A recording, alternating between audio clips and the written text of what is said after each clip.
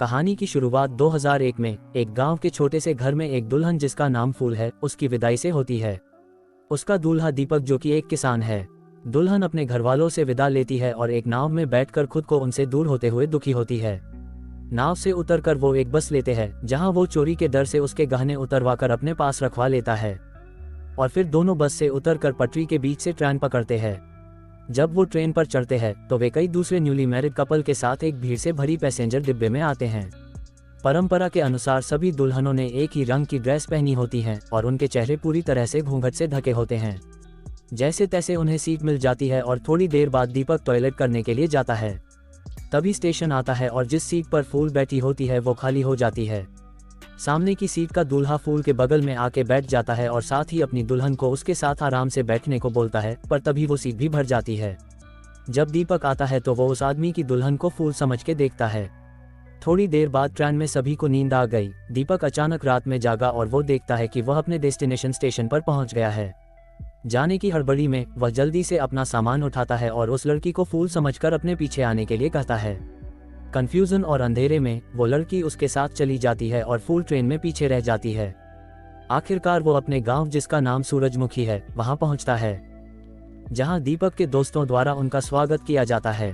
घर पहुंचकर जब उसकी मां ने लड़की को उससे तिलक करने के लिए घूंघट ऊपर करने के लिए कहा तो पता चला कि वो फूल नहीं है। सभी हैरान है और दीपक कंफ्यूज्ड है कि ऐसा कैसे हो गया। वो लड़की बताती है कि वो गलती से ट्रेन में उसके साथ आ गई, जिसका मतलब कि फूल उसकी जगह आगे कहीं चली गई है। दीपक फूल के लिए परेशान हो जाता है और दीपक के घर वाले उसे ताने मारते हैं कि वो कैसा लापरवाह पति है। तभी वो लड़की उन सभी को बोलती है कि पूरी ट्रेन न्यूली मैरिड कपल से भरी हुई थी और ज्यादातर दुल्हनों की ड्रेस भी सेम थी, तो उसे कैसे पता चलता कि घूंघट के पीछे कौन है। दीपक का पिता उससे उसका नाम पूछता है और अपना नाम पुष्पा बताती है। उसके पति का नाम पूछने पर दीपक की मां बोलती है कि वो अपने पति का नाम कैसे लेगी, क्योंकि गांव में शादीशुदा औरतें अपने पतियों का नाम नहीं लेती। पर पुष्पा बताती है कि उसके पति का नाम पंकज है और गांव का नाम संबेला जो कि छत्तीसगढ़ में है, और आखिर में उन्हें अपने घर का फोन नंबर देती है। दूसरी ओर फूल ट्रेन से उतरती है और जब उसे दीपक कहीं नहीं दिखता तो वो घबरा जाती है। जब वो आदमी स्टेशन पर जया जया चिल्ला रहा होता है तो पता चलता है कि दीपक के घर पर उस लड़की ने अपना नाम गलत बताया था और उसके पति का असली नाम प्रदीप था। तभी प्रदीप के दोस्त स्टेशन पर आते हैं और वो उन्हें जया को ढूंढने का ऑर्डर देता है। प्रदीप अपने घर वालों को घर भेज के खुद किसी और लड़की के घर चला जाता है और बेचारी फूल स्टेशन पर अकेले होती है। दूसरी ओर दीपक के घर में जया अपने फोन की सिम को जला देती है। सुबह फूल की मुलाकात छोटू और उसके साथी अब्दुल से होती है। वो उसे स्टेशन मास्टर के पास मदद के लिए ले जाते हैं, पर फूल को दीपक के गांव का नाम नहीं पता है और वो बदनामी के कारण अपने माता पिता के घर वापस नहीं जाना चाहती। स्टेशन मास्टर छोटू को बोलता है कि वो उसे पुलिस के पास ले जाए, पर वो पुलिस स्टेशन जाने से मना कर देती है और स्टेशन पर रुकने का फैसला करती है। दूसरी ओर जया दीपक की मां को अपने गहने संभाल कर रखने के लिए देती है और दीपक पुलिस स्टेशन में फूल के गुम होने की रिपोर्ट दर्ज करवाने जाता है। पर पुलिस ऑफिसर श्याम मनोहर एक करप्ट ऑफिसर है जो पहले दीपक से 15,000 रुपये लेता है और फिर उसकी रिपोर्ट लिखता है। दीपक सब कुछ बताता है और साथ ही बताता है कि उसने एक फोन नंबर दिया है पर वो हर बार गलत मिल रहा है, जिसे सुन के ऑफिसर के दिमाग में पुष्पा को लेके शक पैदा होता है। ऑफिसर दीपक को बोलता है कि कल वो पुष्पा को भी लेके आए। दूसरी ओर छोटू उसे स्टेशन पर चाय की दुकान चलाने वाली मंजू माई से उसकी कुछ मदद करने के लिए कहता है। मंजू फूल की दकियानुसी बातें सुनकर उसकी मदद करने से मना कर देती है और साथ ही उसे बोलती है कि उसके साथ फ्रॉड हुआ है, पर फूल को विश्वास है कि दीपक उसको लेने जरूर आएगा। दीपक घर पहुंचता है तो उसकी मां उसे बताती है कि पुष्पा मंदिर गई थी पर अभी तक वापस नहीं आई है। 5 घंटे बाद पुष्पा वापस आती है और पूछने पर कि वो कहाँ थी तो वो बोलती है कि वो मंदिर पर ही थी। दीपक का पिता बोलता है कि उसे तो वो मंदिर में दिखी नहीं, तो वो बोलती है कि वो घूंघट लंबा करके बैठी थी तो शायद उन्हें पता नहीं चला होगा। पुष्पा जल्दी से अंदर जाती है और राशन कार्ड को उसकी जगह पर दोबारा रख देती है। दूसरी ओर प्रदीप भी जया के लापता होने की रिपोर्ट लिखवाने पुलिस स्टेशन जाता है और पता चलता है कि प्रदीप अपने यहाँ का गुंडा है और उस पर उसकी पहली बीवी को जिंदा जलाने का आरोप भी लगाया गया था। पुलिस ऑफिसर श्याम को पतीला थाने से एक मिसिंग रिपोर्ट मिलती है। रिपोर्ट में डेट और ट्रेन का नाम सैम होता है और लापता होने वाली एक दुल्हन ही होती है। वो सीधा पतीला पुलिस स्टेशन में फोन लगाता है और वहां के ऑफिसर से बात करता है। दूसरा ऑफिसर का मानना है कि लापता होने वाली लड़की नकली शादी वाले ग्रुप की मेंबर है जो लोगों से नकली शादी करके सारा सोना चुरा के गायब हो जाती है, जिससे इंस्पेक्टर श्याम ने अनुमान लगाया कि पुष्पा चोर हो सकती है या फिर वो सही में जया हो सकती है। दूसरी ओर स्टेशन में छोटू फूल को एक रात रुकने के लिए अपने ठिकाने में ले जाता है और यहाँ पुष्पा अपने फोन में नया सिम लगाती है जो उसने उनके राशन कार्ड की मदद से ली थी। अगले दिन से फूल मंजू माई की उनकी दुकान में मदद करना चालू करती है। दीपक जया को लेके पुलिस स्टेशन जाता है। पूछताछ के दौरान इंस्पेक्टर श्याम उसके मुंह से कुछ नहीं निकाल पाता, पर रिपोर्ट के अनुसार उसके हाथ में जया नाम का टैटू होना चाहिए। टैटू दिखाने के लिए वो चुड़िया निकालती है पर उसके हाथ में श्रेया नाम का टैटू होता है। जाते जाते इंस्पेक्टर श्याम उसे उसके असली नाम जया से पुकारता है, जिसे सुन के वो रुकती है और सोचती है कि उसने उसे चुड़िया उठाने के लिए बोला है। इंस्पेक्टर श्याम का शक यकीन में बदल जाता है और वह जया का पीछा करना शुरू कर देता है और उसे अपने गहने बेचते, मोबाइल फोन इस्तेमाल करते और बस टिकट खरीदते हुए देखता है। दूसरी ओर मंजू माई फूल को अपने साथ अपने घर ले आती है। अगली सुबह फूल दुकान में बेचने के लिए मिठाई बनाती है और छोटू सभी फूलों के नाम लेता है क्योंकि फूल ने उसे बताया था कि उसका ससुराल का नाम किसी फूल के नाम पर है। जया दीपक के परिवार के साथ घुल मिल जाती है और जब दीपक का पिता उसके दोस्त को फसल में पेस्टिसाइड छिड़कने को बोलता है तो वो ऑर्गेनिक खेती के बारे में अपनी हैरान करने वाली नॉलेज को सबके साथ बांटती है और उन्हें सलाह देती है कि वो फसल कीड़ों से बचाने के लिए स्टिकी ट्रैप्स लगाए। घर में जया को दीपक की भाभी द्वारा उसके बड़े भाई की तस्वीर मिलती है और उसे पता चलता है कि दीपक की भाभी एक अच्छी आर्टिस्ट है और वो उसे उसके आर्ट के लिए मोटिवेट करती है।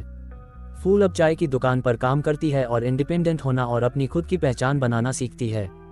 दूसरी ओर फूल भी कसम खाती है कि वो भी अपने पैरों में खड़ी होगी और छोटा मोटा कुछ भी काम जरूर करेगी।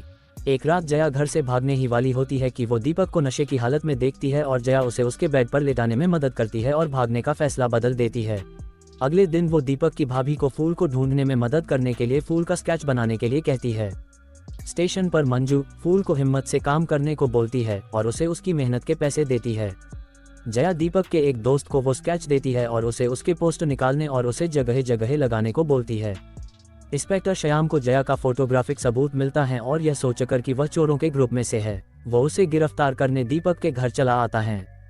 दीपक के बीच में पड़ने पर वो उसे उसका टैटू दिखाते हैं और बोलते हैं कि वो पुष्पा नहीं जया है, जिसकी शादी पतीला के प्रदीप से हुई थी। सबूत के तौर पर वो उसे बोलता है कि उसने अपने गहने बेचे और पैसे किसी हेमा त्रिपाठी को मनी ऑर्डर कर दिए।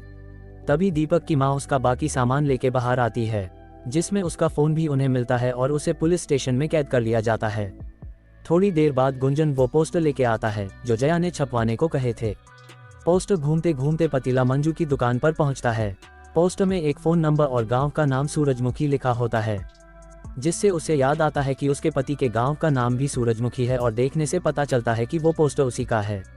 वो पोस्टर में दिए फोन नंबर में कॉल करते हैं पर उन्हें कोई जवाब नहीं मिलता, पर स्टेशन मास्टर उसे बताता है कि जो ट्रेन अभी प्लेटफॉर्म में खड़ी है वो उसे मूर्ति स्टेशन तक ले जाएगी और फिर वहां से सूरजमुखी गांव के लिए उसे थोड़ा पैदल चलना पड़ेगा। वो सभी फूल को ट्रेन में बैठा देते हैं और वो सूरजमुखी गांव के लिए निकल पड़ती है। दूसरी ओर दीपक वो पोस्टर लेके स्टेशन पहुंचता है। जया से थोड़े सवाल जवाब करने के बाद पता चला कि जया की शादी उसकी इच्छा के विरुद्ध प्रदीप से हुई थी, जिसे केवल दहेज में दिलचस्पी थी।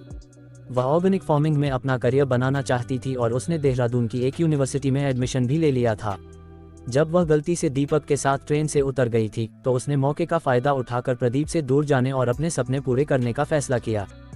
उसने अपनी कॉलेज फीस और देहरादून की टिकट का पेमेंट करने के लिए कुछ गहने बेचे। जया पोस्टर देखकर अपने फोन की मांग करती है और बोलती है कि किसी ने तो उसके पोस्टर को देखकर कॉल किया होगा। इंस्पेक्टर उसका फोन निकालता है और उसमें बहुत से मिस्ड कॉल देख के कॉल बैक करता है, तो उन्हें पता चलता है कि वो पतीला स्टेशन में है और ज्यादा बात हो पाती कि इससे पहले फोन ही बैटरी खत्म हो गई। वो सभी पतीला स्टेशन के लिए निकलते हैं पर इंस्पेक्टर जया को रोकता है और बोलता है कि उसके पति ने उसके खिलाफ रिपोर्ट दर्ज कराई है और वो उसे लेने आ रहा है, जिसके कारण वो स्टेशन छोड़ के कहीं नहीं जाएगी। थोड़ी देर बाद प्रदीप जया के लिए पुलिस स्टेशन पहुंचता है। इंस्पेक्टर बोलता है कि वो किस चीज की फाइल बनाए, भाग जाने के लिए या खो जाने के लिए। प्रदीप थोड़े पैसे खिसकाता है और बोलता है केस खो जाने का बनेगा। वह पुलिस के सामने उसे धमकाता है, उसके साथ मारपीट करता है, उसके गहने उसका कमाया हुआ दहेज बोलकर अपने पास रख लेता है और उसे साथ ले जाने लगता है। इंस्पेक्टर श्याम मनोहर ने उसे यह कहते हुए रोका कि खो जाने का केस तो बंद हो गया है, लेकिन अब मारपीट का केस खुला है। इसके अलावा चूंकि जया बालिग है, इसलिए उसे किसी के साथ जाने के लिए मजबूर नहीं किया जा सकता। इंस्पेक्टर प्रदीप पर कई क्राइम्स का आरोप लगाने की धमकी देता है, जब तक कि वह जया को जाने नहीं देता और उससे दूर रहने का वादा नहीं करता। जाते जाते जया इंस्पेक्टर को अपने गहने गिफ्ट करती है, पर वो उसे वो सब वापस करता है और बोलता है कि इनका इस्तेमाल पढ़ाई में करना। दीपक जल्दी से जल्दी स्टेशन पहुंचने की कोशिश करता है, पर उसे पता लगता है कि पतीला जाने वाली ट्रेन बहुत पहले की निकल चुकी है। वो उदास हो जाता है और जैसे ही वो बस के लिए निकल ही रहा होता है कि पीछे से उसे अपना नाम सुनाई देता है और देखता है कि वो और कोई नहीं फूल है। पतीला स्टेशन में भी ये खुशखबरी पहुंच जाती है कि फूल अपने घर पहुंच गई और सभी खुशियां मनाते हैं। मूवी के एंड में दीपक का पूरा परिवार और उसके दोस्त जया को देहरादून जाने के लिए बस तक छोड़ने आते हैं और दीपक उसे बोलता है कि अपना घर समझ के आती रहना और तभी बस चल पड़ती है और जया अपने नए सफर पर निकल पड़ती है।